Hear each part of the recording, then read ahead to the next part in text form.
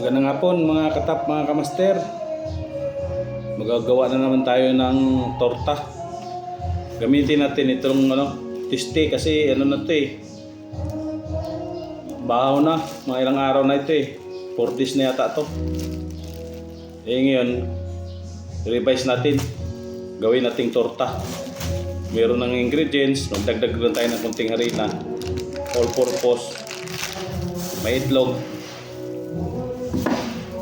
May kalumit, sukal, ibap, meron pang vanilya. Kaya prepare muna natin to pang balot.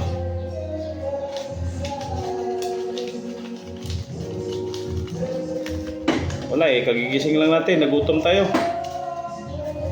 Kung bili pa tayo doon,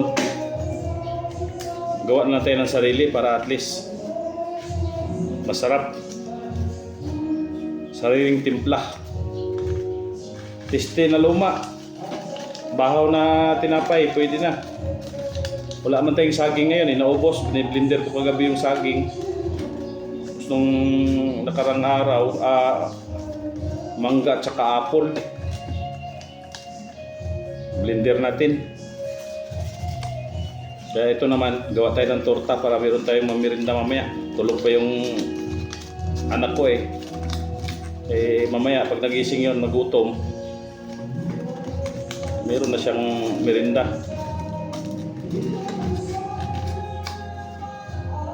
Hindi na tayo magluto ng fries. Ito na naman muna. Walang baking cup kaya gumawa muna tayo ng improvise. Color paper lang ginamit natin mga katap kamaster. Matigas ito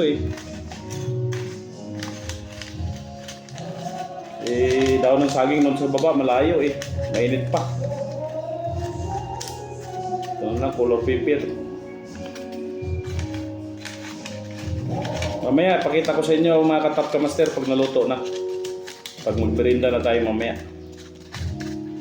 Yan lang mga katap mga kamaster. Magandang hapon sa ating lahat. Bye bye.